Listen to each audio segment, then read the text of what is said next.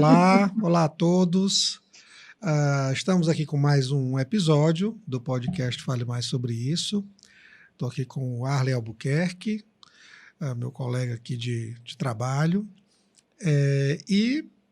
Lembrando que o nosso tema da primeira temporada é justamente o ciclo da vida.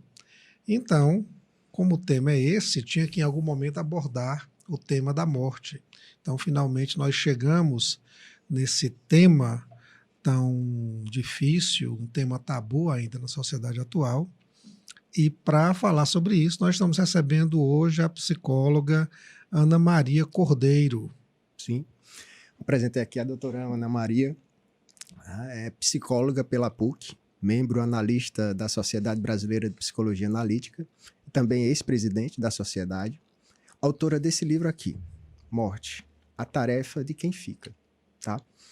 E coautora dos livros Mitologia Simbólica, Os Deuses Castigam, Ânima e Ânimos de Todos os Tempos, sobre a coordenação da doutora Maria Zélia Alvarenga. Professora, eu vou começar assim. Como foi que a senhora chegou nesse tema da morte? Bom, em primeiro lugar, agradeço o convite, agradeço mesmo, e quero já quero colocar que, assim, é um tema tão grande que sempre ficam faltando coisas para serem ditas, né? E agora, o que eu tenho a dizer sobre por que eu cheguei nesse tema da morte, na verdade, eu fui capturada, né, pela necessidade de falar sobre a fenomenologia da experiência da morte. Eu perdi um filho de uma maneira muito inesperada, e isso foi absolutamente devastador na minha vida, mas segui em frente. E quando eu cheguei na sociedade para fazer a formação, né, como analista junguiana, eu já sabia que eu ia ter que falar desse tema, né? E o tema foi, no meu caso, né, a minha grande questão é assim: o que se faz com o amor sem o objeto da pessoa amada, né? O que se faz com isso? Assim, você tem você tem uma série de sentimentos, uma série de expectativas, uma série de desejos em relação a alguém que não existe mais, né? Então tem essa questão de uma quebra absolutamente irreversível, né? Simplesmente a pessoa não existe mais. Ela passa a existir na sua imaginação, ela passa a existir na sua saudade, ela continua existindo, mas num campo imaginário, né? Sim. E aí eu falei, bom, preciso encarar isso de frente, preciso olhar para isso, e comecei a ler muitas coisas a respeito da morte, a respeito de luto, e nada me satisfazia. Era engraçado, eu lia e falava, não, mas não é isso, não é isso. E, surpreendentemente, até por conta de que a minha grande questão é o que fazer com o amor sem objeto, eu acabei encontrando muitas falas que fizeram muito sentido num livro que eu tinha comprado há muitos anos, de um psicanalista chamado Igor Caruso, e o livro se chama Separação dos Amantes, né? E aí e ele descreve todas as fases pelas quais as pessoas passam, né, nessa situação de rompimento amoroso, e falei, é isso que é exatamente essa dor, né, que o rompimento amoroso provoca, que me que ressoou em mim como algo importante, né? Sim. Então, eu cheguei no tema por conta de uma vivência pessoal, né? E, inclusive, tem uma coisa muito importante que aconteceu nesse processo todo, né, da construção do livro, é que, primeiro, que eu quis escrever um livro para que todo mundo pudesse ler, eu não queria fazer um livro teórico. Mas depois, quando esse trabalho se transformou num livro, então, assim, é um objeto Sim. visível, palpável, a minha sensação de que esse filho que o meu filho era alguma coisa que tinha sido absorvida por um buraco negro e que não, e que nunca teria tido a chance de poder fazer alguma coisa, de poder influenciar alguém, poder tocar alguém. Quando eu consegui terminar o livro e virou um livro, isso para mim foi muito apaziguador, porque agora, de alguma maneira, o meu filho está influenciando e tocando pessoas, né? É Então um, foi assim que eu cheguei, pois foi é. assim que eu cheguei no tema. É um livro, assim, muito corajoso seu, aliás, é uma atitude muito corajosa. Eu acho que promover esse reencontro, né? Essa paz que você falou depois que ele saiu, eu acho que é muito importante. Eu acho que isso também é um dos objetivos do que a gente está tentando fazer aqui ao tocar nesse tema, que é um tema que muitas vezes não é discutido, né? Uhum. Dentro das famílias ou dentro da sociedade como um todo, né, Fábio? Professora, Oi. pegando essa sua primeira fala, assim, o tema da morte, nesse segmento que a gente veio dando aqui, a questão do ciclo da vida, como infância, juventude, maturidade, envelhecimento, e agora a questão da morte, é claro que no primeiro momento a gente pensa na morte como o final da vida, realmente, como pactuar com esse morrer e tudo, que são temas que a gente vai conversar ao longo desse episódio. Mas, partindo dessa sua experiência, que foi a perda real de um filho, mas a sua fala nos remete a uma ideia de que a morte, na realidade, ela está em toda e qualquer separação ao longo de todo o processo do viver. Assim, tudo aquilo que se perde, tudo aquilo que se vai, evoca uma pequena morte. E a sua frase muito bonita e que já nos permite aliciar a próxima pergunta é justamente assim: o que fazer com esses sentimentos quando esse objeto amoroso não está mais presente?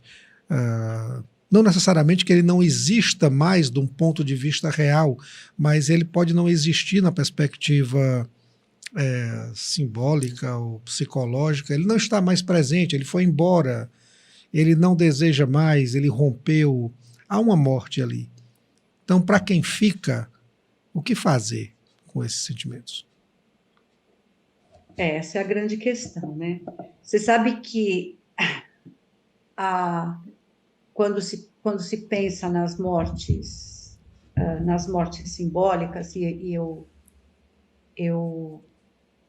gosto muito de enfatizar que a gente só pode entender uma morte simbólica como simbólica quando ela, de fato, provoca mudanças irreversíveis, né?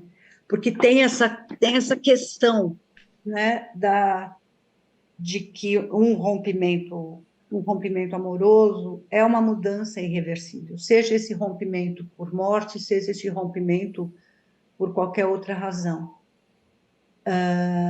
Não existe uma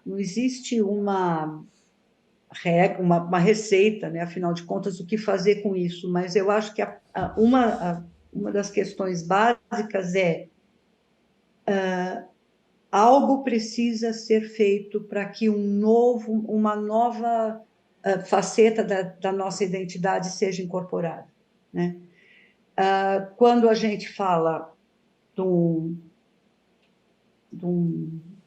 por exemplo, quando a gente fala de uma morte simbólica, essa semana eu estava comentando sobre o fato de que, uma vez que você tem um filho, nunca mais você retoma a pessoa que você foi anteriormente. Então, o nascimento de um filho significa a morte de uma realidade anterior, né?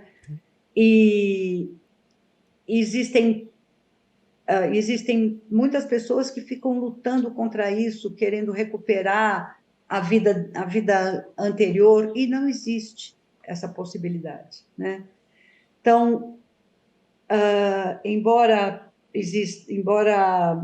nos textos mais clássicos, né, da Kübler-Ross, a questão da aceitação está em último lugar na lista do processo de elaboração, para mim parece assim que aceita, é um primeiro passo.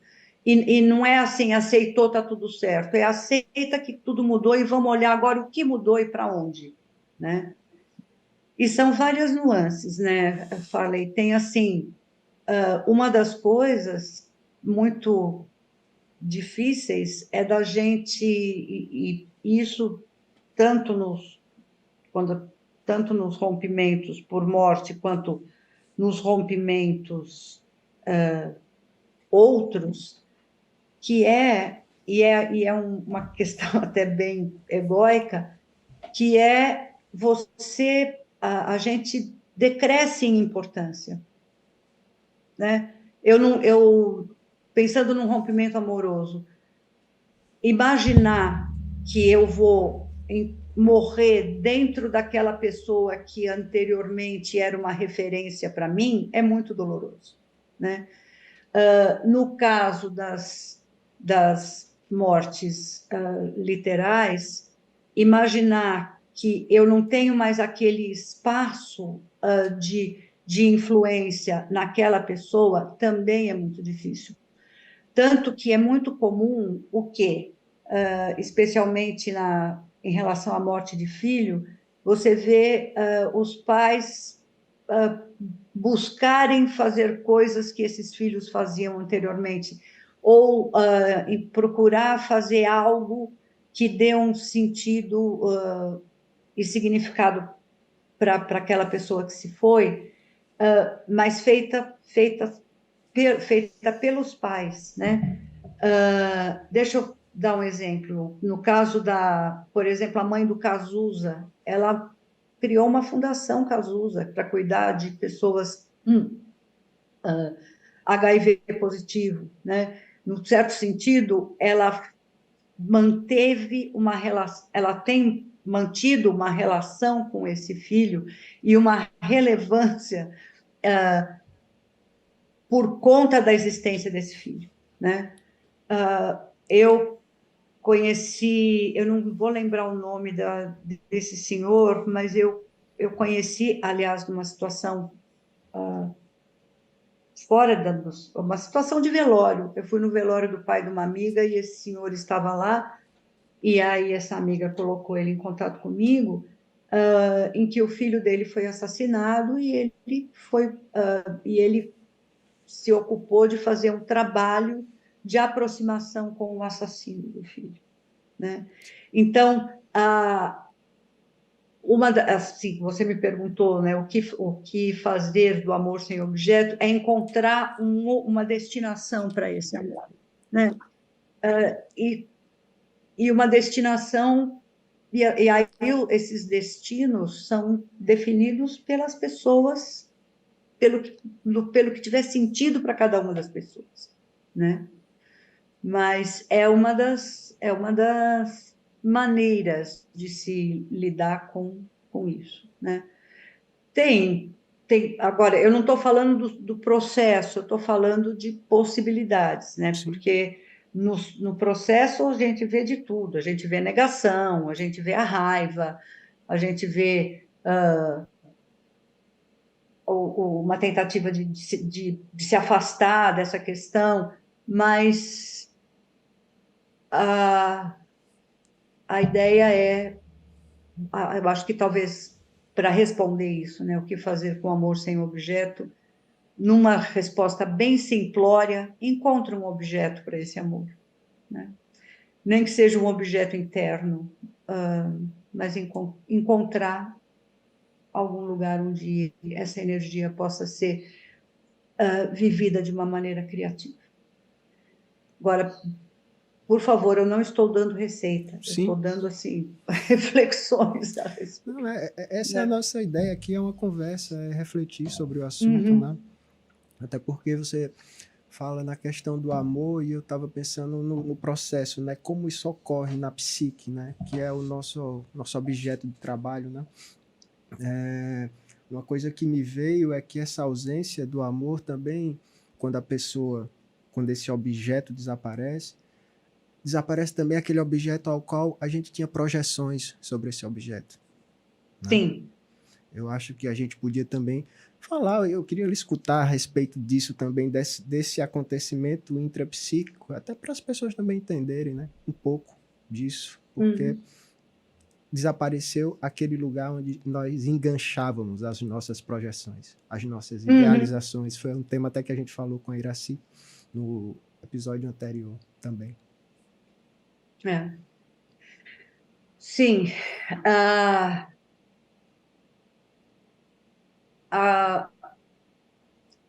Na verdade, é quase impossível a gente se relacionar com alguém sem algum tipo de projeção. A gente sabe disso, né? Inclusive, a Iraci fala muito disso, né? Que as relações começam com muitas projeções e depois a gente vai retirando, não, isso é meu, isso é do outro, isso, quando a relação é saudável, né? Seja como for, somos animais gregários, somos seres que, se não fosse o fato de nós sermos capazes de cuidar um do outro, a humanidade não teria sobrevivido, né? Porque, a bem da verdade, nós somos um bichinho bem precário, né? A gente não aguenta frio, não aguenta calor, não voa, não nada, não vive debaixo d'água. É assim, somos, do ponto de vista biológico, o que manteve a nossa existência foi a capacidade de cuidar, né? Então, nós nos sabemos dependentes do outro, né? Não dependentes no mau sentido, mas somos, senão não há sobrevivência sem o encontro, não há sobrevivência sem as relações, né? E o que a gente vê é que a gente projeta coisas, né? E na hora em que e quando a outra pessoa está viva, a gente tem essa possibilidade de recolher as projeções ou de confirmar as projeções. Na hora que morre, não. Você fica com aquilo no ar, né? Porque, no fim das contas, as outras pessoas nos dão notícias de quem somos. As pessoas que nós escolhemos, ou que nós escolhemos para nos relacionar, e as pessoas que estão de saída na nossa vida, né? Porque a gente não escolhe pai e mãe, nem irmão, mas estão lá. Essas pessoas, elas dão notícias a gente, né? Na hora em que aquilo some, você deixa de ter essa notícia, né? Você deixa de ter esse espelho. De alguma maneira, sempre o outro funciona como um espelho, né? E aí fica, e com o risco, né? Pensando aqui na nossa profissão, o risco é daí a pessoa não ser capaz de reconhecer, porque não tem uma resposta, né? Reconhecer o que está projetando, né? E continuar projetando, e continuar sem se saber, né? Então, agora, uma das partes mais dolorosas, né, na experiência de elaborar um luto, é exatamente recolher as projeções, né?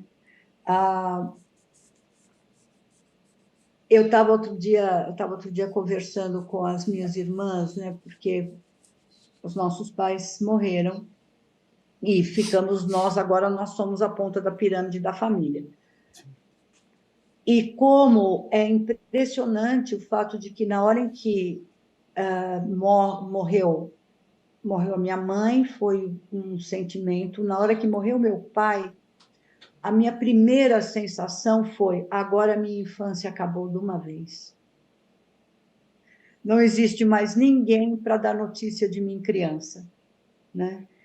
E, e aí é que eu fui entender o quanto a presença do meu pai me permitia ainda ser criança de vez em quando, o quanto a presença dele me permitia ir buscar um refúgio. Ele tinha uma coisa curiosa, ele tinha uma mão enorme, aliás, é muito parecida com a minha, mas só que enorme.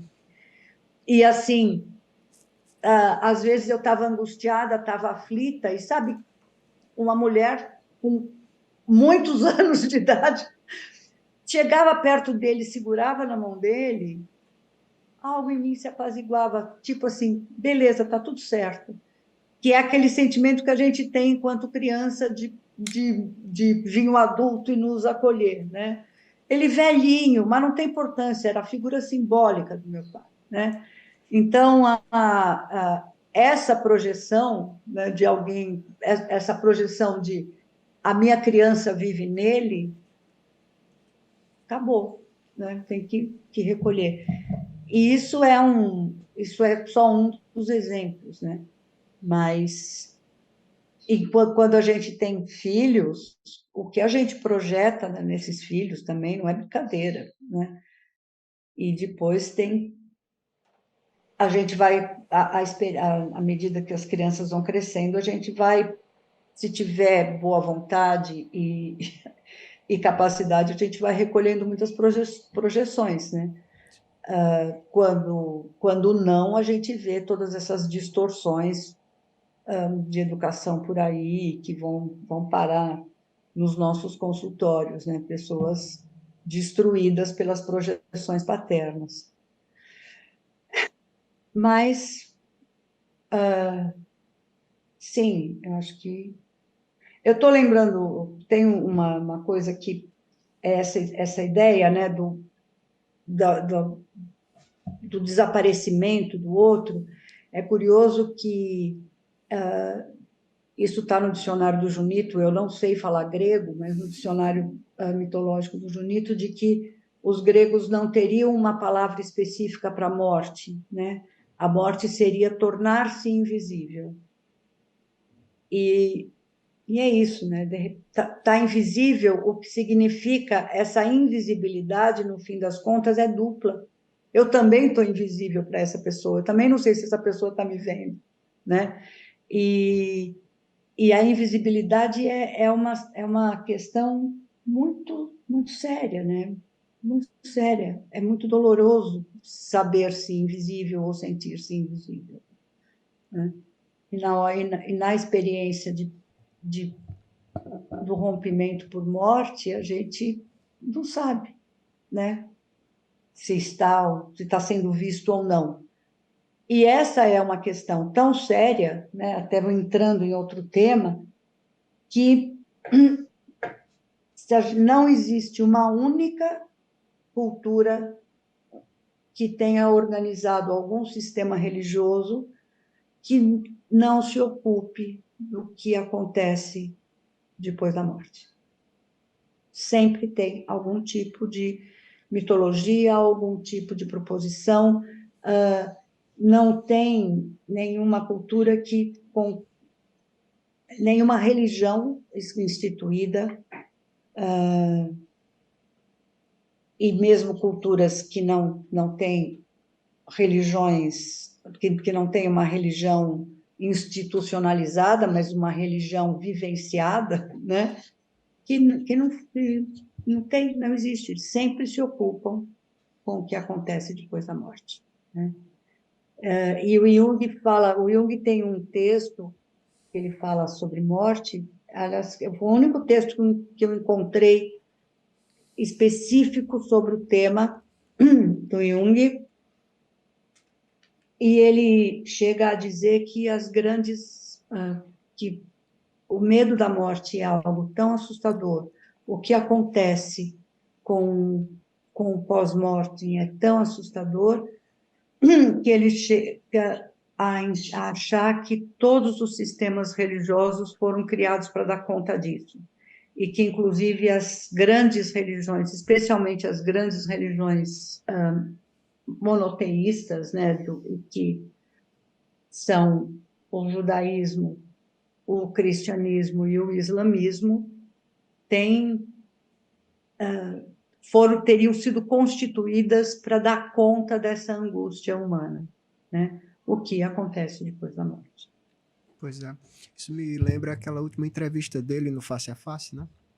Em que ele diz que ele não sabe o que acontece, mas que o inconsciente se comporta como se não morresse, né? Como se fosse existir para sempre, como se existisse para sempre. Eu acho que talvez por isso essa necessidade, porque a gente tem uma instância da gente, nossa, que a gente não conhece, né?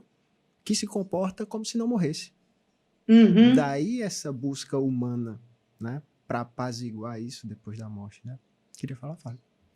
Eu queria retomar uma fala da professora que eu achei bem interessante, assim, a necessidade do encontro frente a esses rompimentos, frente a essas pequenas mortes, a necessidade do reencontro de não necessariamente um novo objeto, mas pode ser de um novo objeto que nos possibilite nos tornar criativos de novo.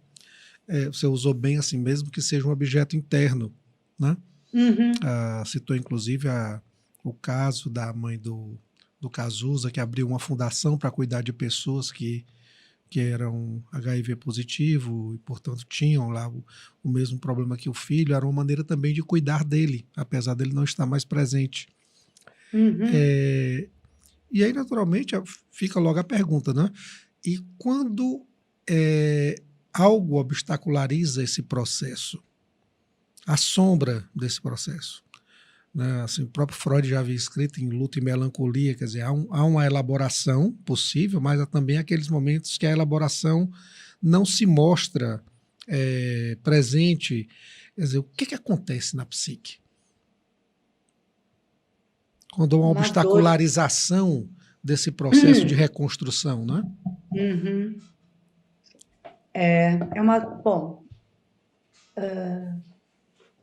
De bate-pronto, uma dor imensa. Uma dor, inclusive, que pode levar à aniquilação daquela pessoa, né? Tem pessoas que não sobrevivem, literalmente, a mortes próximas. Tem pessoas que vão buscar, que entram num processo de culpa, como se tivessem cometido alguma falha, e aí eu quero depois falar sobre isso, deixa aqui guardadinho. E tem pessoas que enlouquecem, inclusive. Então, não encontrar, né, uma forma criativa de lidar com essa perda provoca uma grande dor. Agora, eu particularmente não vejo a dor como algo exclusivamente ruim. A dor provoca. A dor, de alguma maneira, pode provocar algum tipo de busca, algum tipo de movimento, algum tipo de descoberta, né? O problema é quando a pessoa se fixa ali, né? Fica fixado naquele lugar e não sai. Tem uma questão, né, relativa à morte, né, que é o fato de que ela descortina o nosso desamparo, ela descortina a nossa fragilidade, né? Coisas que a gente acaba fazendo de conta que não tem, né? Para poder enfrentar as coisas da vida, a gente se apoia nos nossos aspectos mais potentes, a gente se apoia na nossa força, a gente se apoia, inclusive, numa certa negação dos riscos de viver. Aí, quando alguém morre, quando a morte chega, ou algo se rompe, que fora do nosso controle, coloca a gente no nosso devido lugar peraí, você não é divina, você não é imortal, você não é eterno, graças a Deus. Você é frágil e não é potente o tempo todo. E é muito comum algumas pessoas ficarem num processo de culpa. Eu poderia ter feito isso, poderia ter feito aquilo. O que a Iracy chama de falsa culpa, eu entendo essa culpa como um mecanismo de defesa, né? Na hora em que a pessoa fica, eu poderia ter feito diferente, aí o resultado seria diferente, ela tem a ilusão de uma potência que, de alguma maneira, traz um certo alívio, porque suportar a impotência diante de algo consumado, inevitável, para algumas pessoas é terrível, é demais. Então, faz de conta que eu tenho essa potência. Então, puxa, eu podia ter feito assim, se eu tivesse feito assado. Isso aí, claro, são argumentos que não se sustentam, né? Mas, e especialmente assim, se a pessoa ficar fixada nisso, isso pode ser muito ruim. Mas a gente vai precisar, a todos nós, né, enfrentamos mortes ao longo da vida, é encontrar um lugar para nossa impotência que não seja absolutamente destrutivo, ela é simplesmente algo, está lá. Nós também nós temos várias potências, sim, mas somos impotentes diante de muitas coisas, também sim, né? Então, não sei se eu respondi o que o Farley falou. Agora, o que o, o Harley tinha falado antes, né? A respeito dessa busca, né, de um lugar criativo.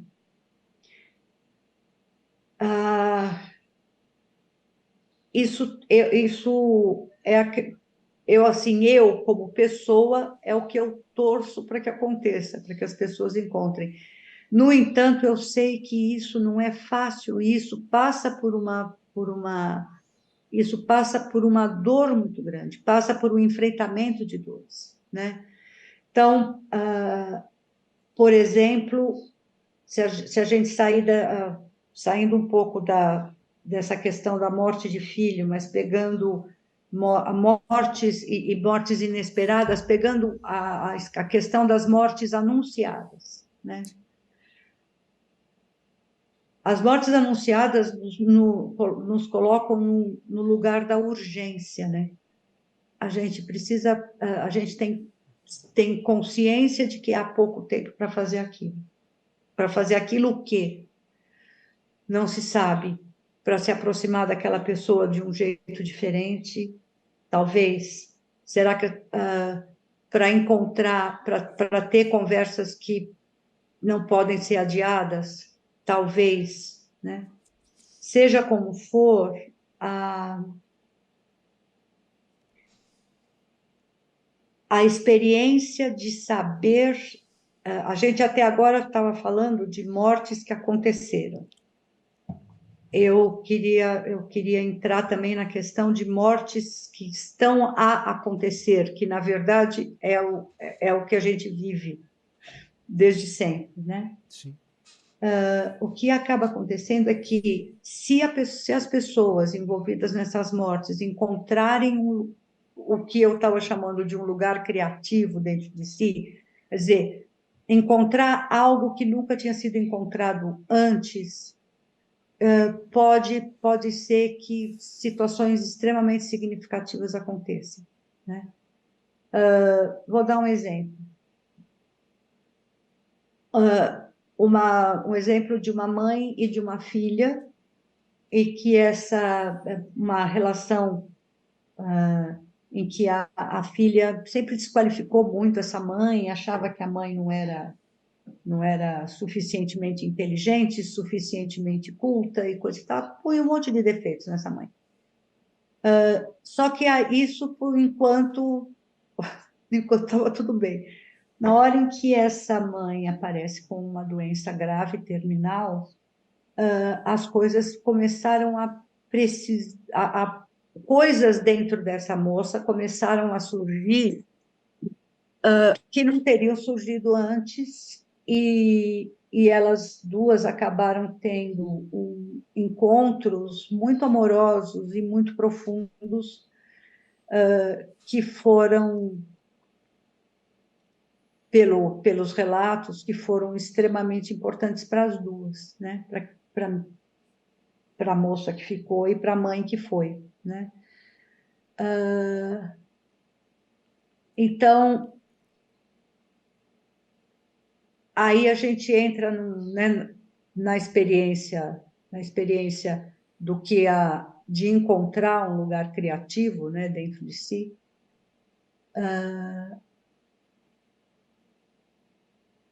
A urgência provocada por um fim irrevogável, que não tem, né, não tem retorno,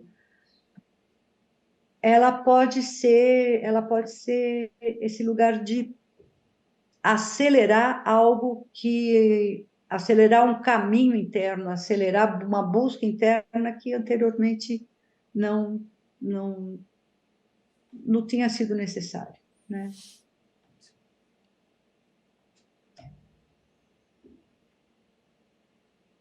Infelizmente, não é todo mundo que tem esse tipo de oportunidade, até porque culturalmente nós vivemos uma cultura de negação da morte, né? De afastamento da morte, de afastar a morte como algo horrível, tenebroso, que não deve ser experimentado, ou que deve ficar o mais longe possível. A gente estava, antes de começar a gravar, falando de como as pessoas agora morrem lá longe, morrem nos hospitais cheias de tubos e não sei mais o que. A morte, essa experiência, embora todo mundo saiba que ela vai chegar, deixada longe, né? E como algo a ser evitado. E não, né?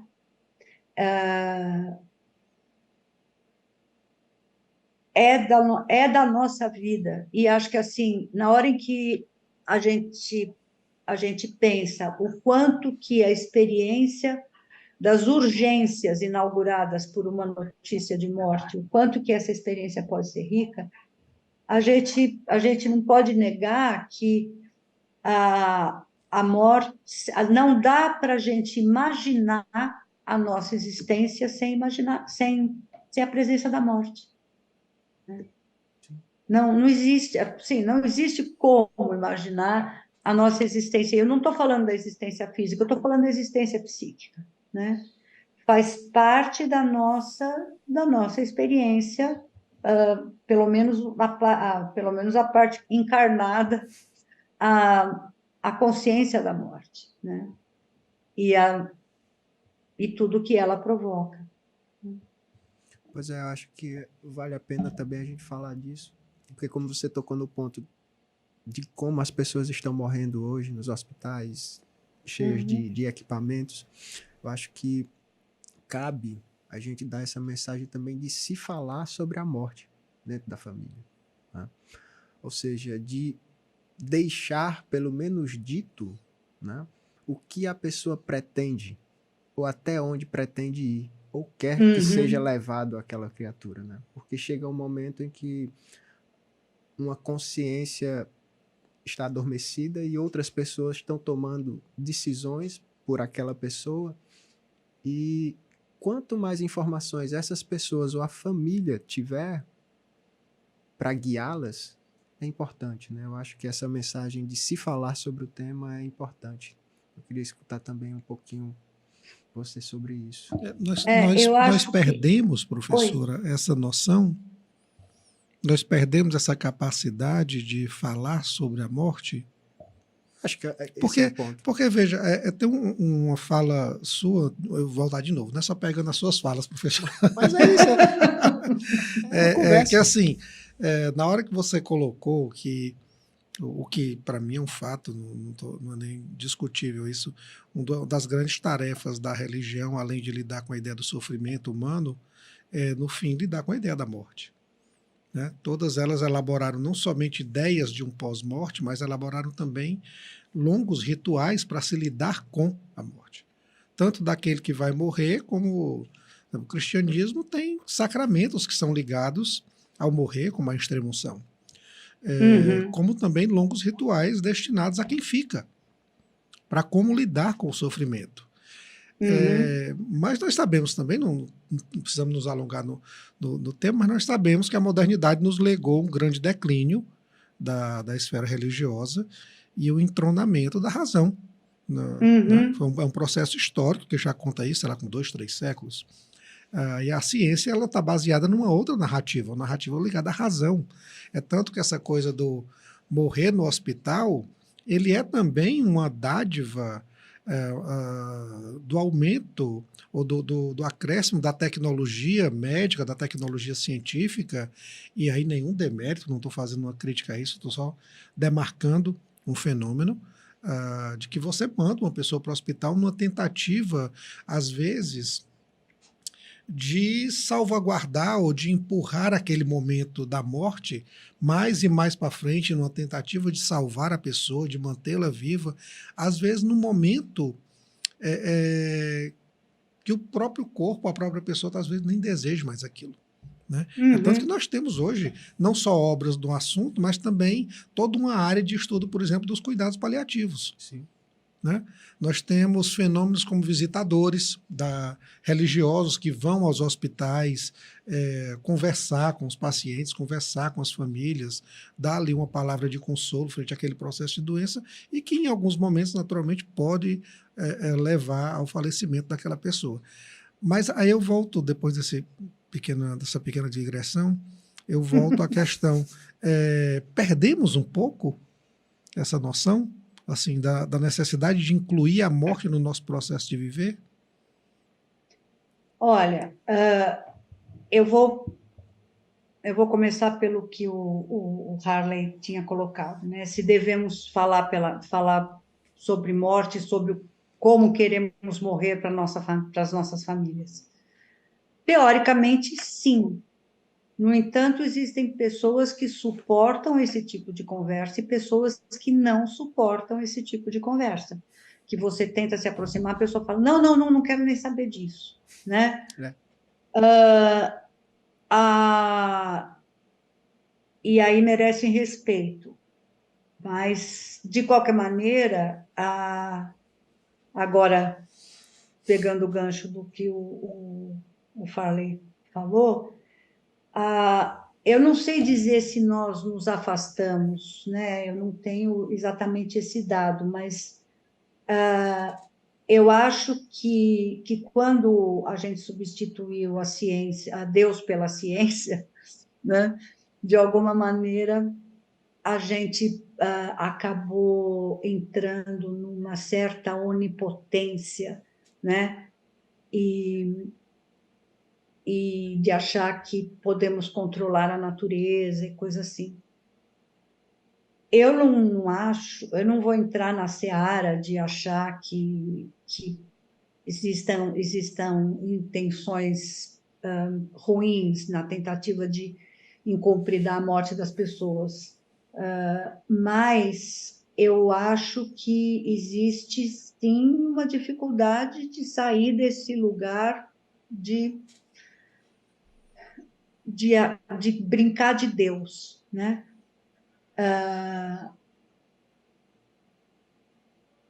nesse lugar, e se a gente não quiser colocar Deus na equação, né, porque isso já nos joga a questões religiosas, a brincar de criadores da natureza, né? A natureza tem, neste planeta que nós vivemos, a natureza funciona assim, as coisas nascem e morrem, não só nós, né?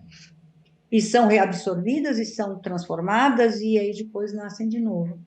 Agora, é muito triste ver essa situação de afastar as pessoas da possibilidade de estar próxima dos seus amados na hora da passagem, né? Na hora em que aquela vida termina, né? É muito, muito triste. E é algo que está acontecendo e acontecendo com bastante intensidade. E de tal forma que parece assim, quando a pessoa não morre no hospital, fica sempre uma sensação de que alguma coisa está errada, que alguma coisa deveria ter sido feita, né? E porque, entrando naquela questão que eu falei, né, enfrentar a impotência parece que é muito difícil. Então, vamos fazer de conta que nós seremos capazes de fazer essa vida durar um tantinho mais. Mas que tipo de vida vai estar durando um tantinho mais, né?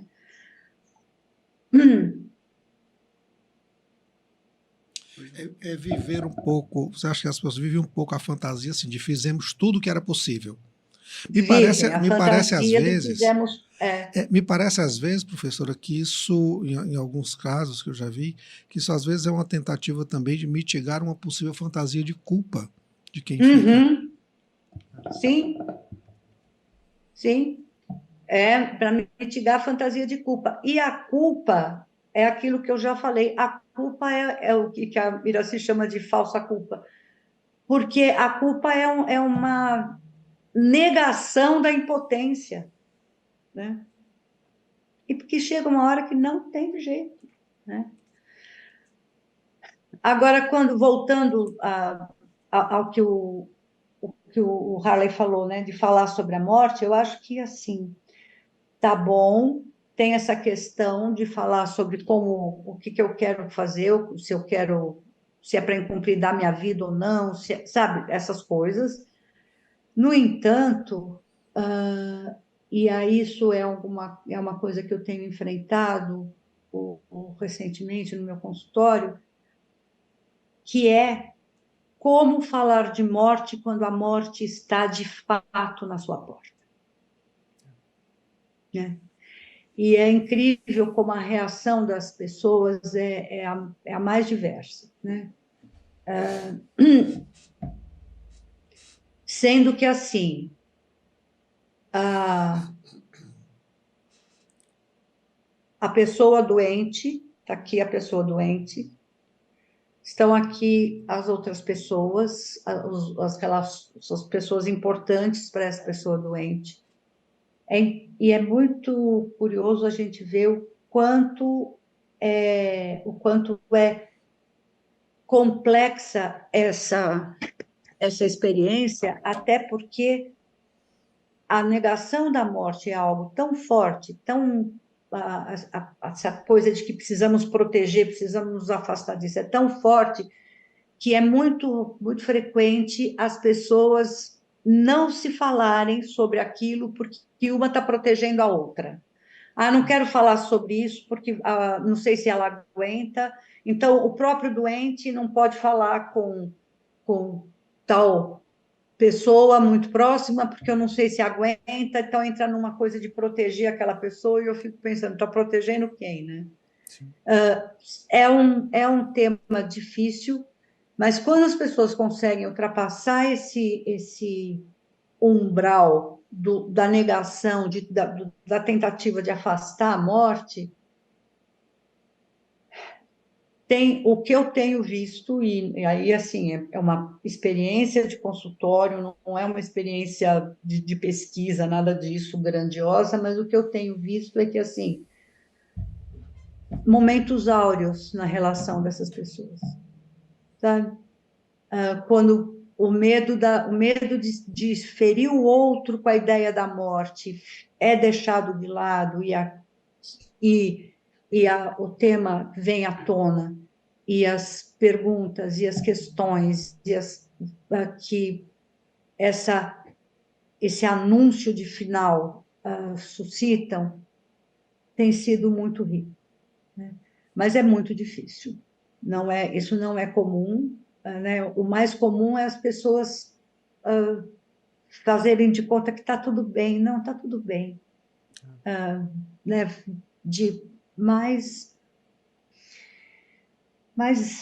Mas não. O E, caso, por oi. exemplo, daqueles momentos que você falou anteriormente, de uma morte anunciada, é Uhum. interessante ver isso, porque algumas vezes a família tem um longo tempo de pactuação com essa possibilidade. Quando no É, caso de pessoas que desenvolvem algum tipo de doença para o qual não existe a cura e que muitas vezes o tratamento é muito incerto e é uma doença que pode levar à morte. Então, às vezes, você tem meses para pactuar com isso, mas a gente observa a sim. dificuldade de fazer isso, né? De se aceitar, de se conversar. Até o último É. momento, nos casos que eu já acompanhei, as pessoas querem esconder do doente a possibilidade de que ele pode morrer, de que o tratamento pode, digamos assim, não dar certo, né? E aí, assim, estão escondendo de quem, né, Exato. Farley? De quem que estão escondendo? É do doente? Porque o doente sabe. Aí vamos entrar no nosso bom e velho amigo inconsciente. O inconsciente sabe que aquele corpo está acabando, sabe? O inconsciente sabe. É bem complexo, é muito difícil. E agora, assim, para a própria pessoa, também é muito, muito apavorante, né? Assim, tá. Que aí vem fantasias de o que vai acontecer, vai, a experiência da dor, né? A morte anunciada, ela pode ser um lugar de muito encontro genuíno e precioso, mas é extremamente difícil. Porque enquanto isso, também a pessoa está viva, tem esse pedaço, né? Que vida que se leva num possível com aquela limitação por aquela doença, né? O que é possível ser vivido, e isso tem que ser levado em consideração, né? A pessoa está viva, só vai morrer quando morrer, né? Sim. Acho que o Farley começou até a falar um pouquinho em algum momento a respeito dos rituais, né? Eu acho que talvez Sim, os rituais exerçam um papel importantíssimo para cumprir ou para preencher esse espaço que a gente está falando, o que vocês estavam falando ainda há pouco. é. Né? Eu acho que cabe a gente também conversar um pouquinho sobre isso, sobre esses rituais. Você sabe que eu brinco que eu falo que eu sou uma militante dos rituais fúnebres. Eu acho que são extremamente importantes. Tem uma mulher chamada Suki Miller, uma americana, que fez uma pesquisa sobre isso, e não existe nenhuma cultura que não tenha algum tipo de ritual fúnebre, né? Porque a morte, ela é comum a todos, né? A todo mundo que nasce morre, mas ela abre esse portal para esse mundo dos invisíveis, para esse lugar desconhecido, para essa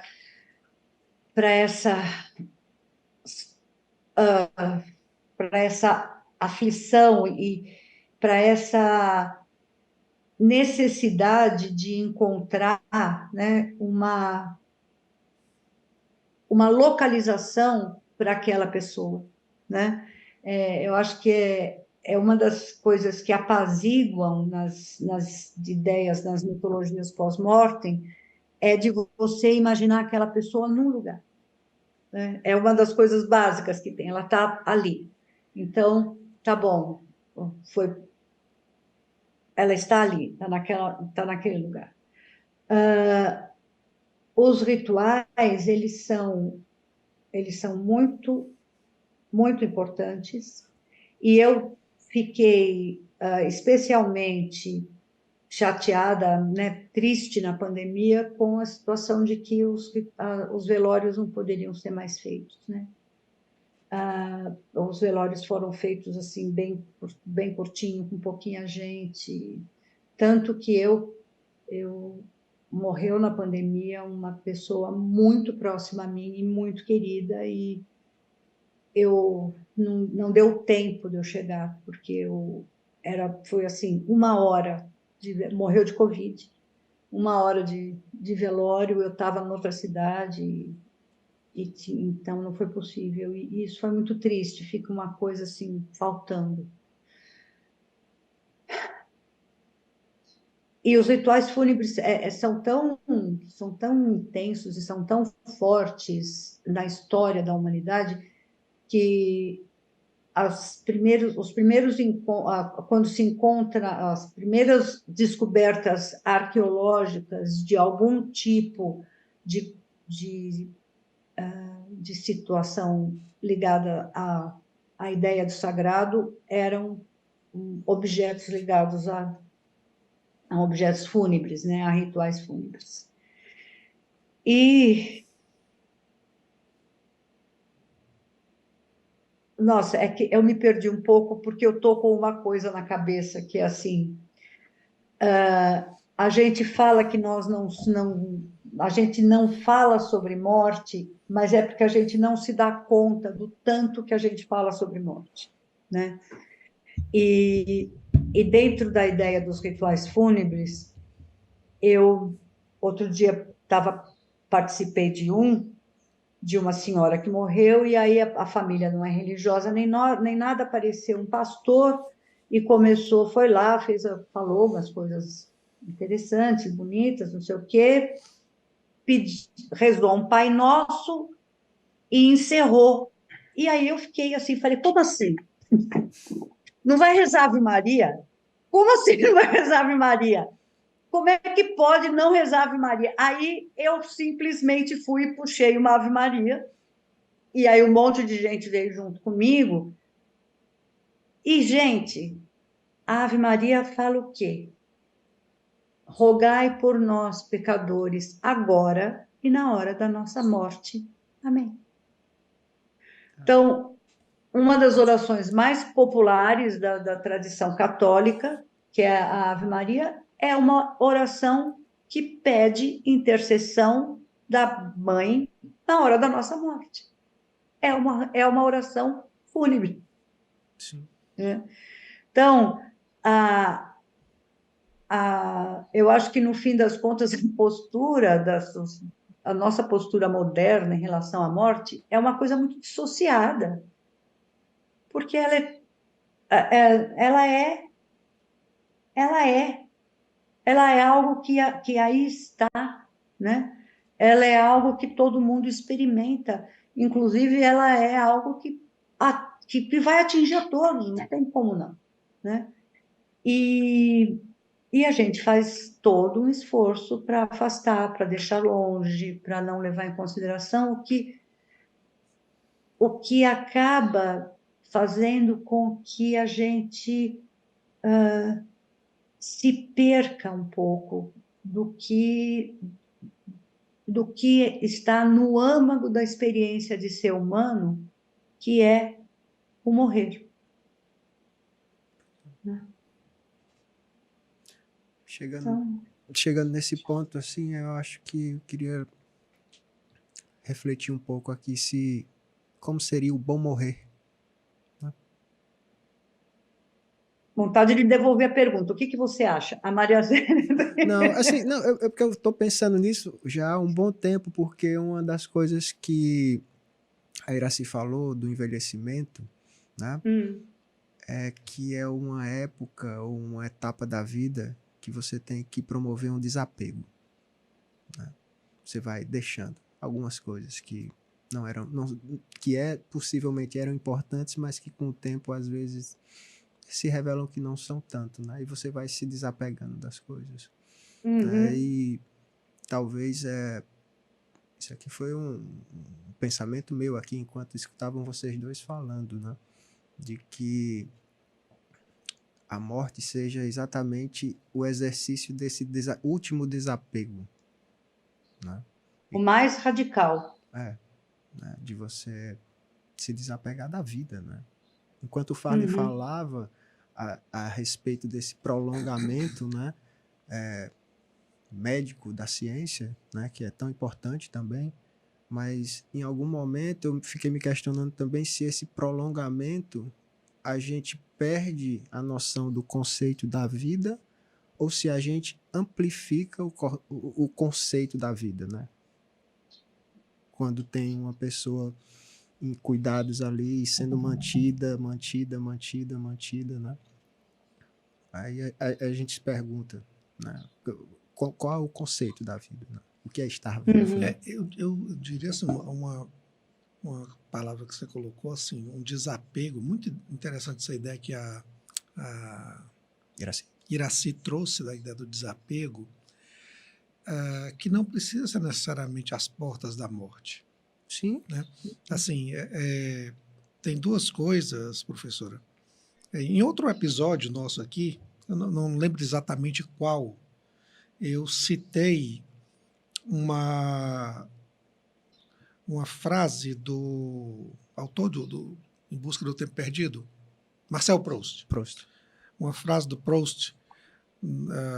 Essa frase dele é citada pelo Roland Barthes durante uma palestra nos anos 70. O Roland Barthes diz que a escrita do Proust se alterou radicalmente quando a mãe dele faleceu. Porque ele diz que a morte da mãe, olha que coisa simbólica, né? A morte da mãe é aquilo que vem para lembrar você. Eu estou até recordando nesse momento, quando você fala do falecimento do seu pai. Ele diz assim, a morte, que diz que a sua infância acabou ali, né? Você percebeu que a sua... Porque na prática a sua infância já acabou há bastante tempo, mas há uma percepção psicológica, né? Psicológica. Assim, a minha infância se foi. E o Barthes, ele citando o Proust, ele diz assim que a morte da mãe deu ao Proust a noção de que a morte era algo realmente, era algo real, e não uma realidade distante, não uma fantasia distante, né? Aí eu lembrei, inclusive uma vez falei sobre isso, o Umberto Eco, ele tinha uma ideia que ele chamava de antibiblioteca, que ele era assustado pela antibiblioteca dele, que era aquele momento que ele entrava na biblioteca, certeza com milhares de livros, e ele dizia que a antibiblioteca eram todos aqueles livros que estão ali e que ele não terá tempo de ler porque um tempo de uma vida não basta, não é suficiente. Então, há um momento da vida, que é essa ideia do desapego, né, que você começa a ter que desapegar, a escolher, porque você percebe que o tempo de uma vida não é suficiente. Então, algumas coisas têm que ser largadas. E esse é um processo doloroso. Eu acho que é um processo de experiência da morte que tem uma certa dor envolvida. Algumas fantasias têm que ser abandonadas, alguns desejos têm que ser definitivamente abandonados. Por quê? Porque o tempo de uma vida não basta. O Hillman, ele tem até uma frase, o Hillman ele tem alguns momentos que ele é meio sarcástico. Aí ele diz que você vai envelhecendo e você tem que ir abandonando as coisas. Algumas coisas vão ficando para trás, né? Aí ele, naqueles momentos sarcásticos dele, ele disse, olhe, não se acrescenta nada na segunda metade da vida. Se alguma coisa crescer em você enquanto você estiver envelhecendo, é câncer. Então, saia dessa. Né? Realmente é escolha. A individuação não é amplificação, não é aumento. A individuação é aprofundamento e escolha. Né? Então, é um pouco por aí. Acho que o desapego ele realmente é uma face muito interessante dessa ideia. Sim. Né? E é interessante, e é uma coisa assim, acho interessante pegar essa fala do Hillman, né, que não é, a gente não está falando de amplificação, está falando exatamente disso, de aprofundamento, né? porque a amplificação é algo que, né, algo mais horizontal, assim, né? Ao passo que, na hora em que a gente começa a aprofundar, muitas coisas que estão que antes foram centrais, elas passam a ser periféricas e elas podem ser abandonadas, né? Ou elas até pedem para ser abandonadas, né? E, e tem uma coisa, nesse processo todo, né, eu acho que tem uma briga entre ego e inconsciente, né? O ego querendo, a gente querendo.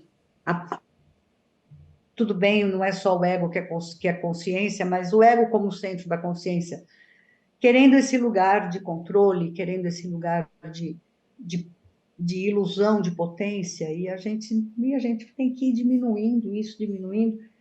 E uma das coisas que eu percebi ao longo desse processo foi que, com muita frequência, eu via pessoas dizendo assim: por que comigo? Né? Por quê? Por que comigo? E é claro que eu também fiz essa pergunta para mim. Por que comigo? Né? Por que tinha que acontecer comigo? Até depois de uns 30 anos de vida, eu olhar e falar: por que não com você? Né? E eu acho que isso é uma coisa que vem com o envelhecimento, na hora que você fala: oi, você não é tudo isso, né? Deixa as coisas.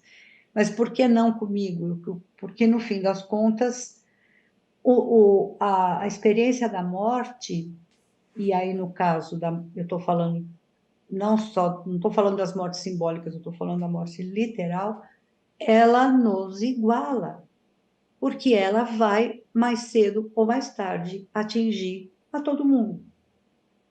Né? Tá bom, vai ter aquele que vai ser jogado em vala comum e vai ter aquele que vai ter um enterro maravilhoso, cheio de pompas e circunstâncias, sim. No entanto, os dois estão mortos do mesmo jeito. Né?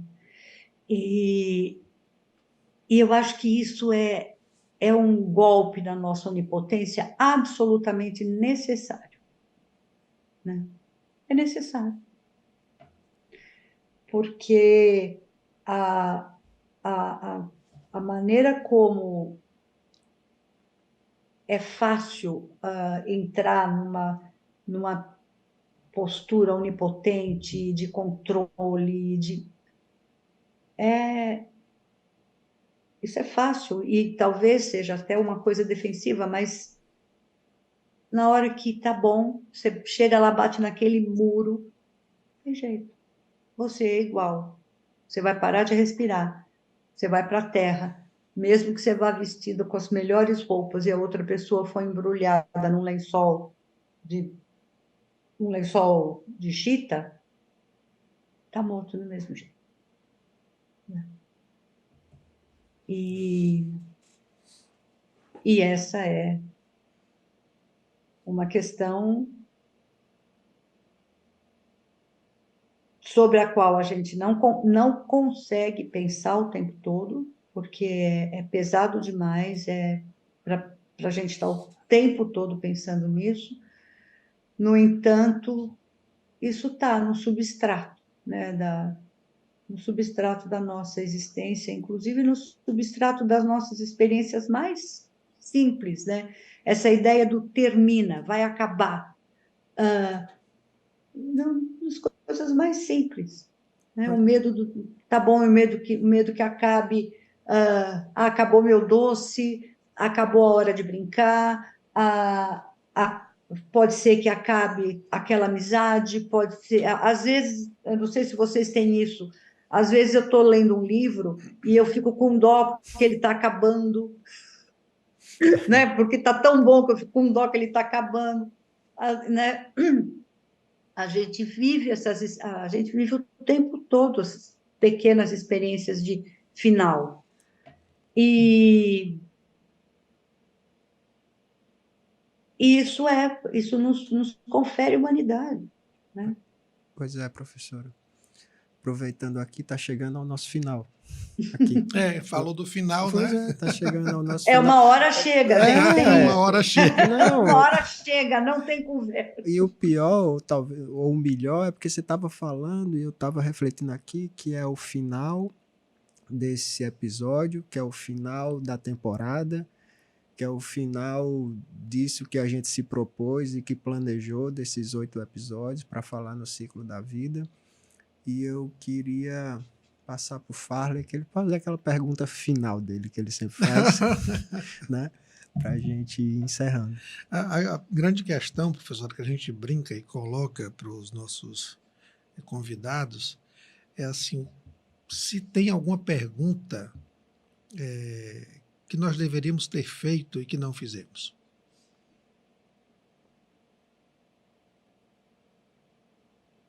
Sinceramente, não me ocorre.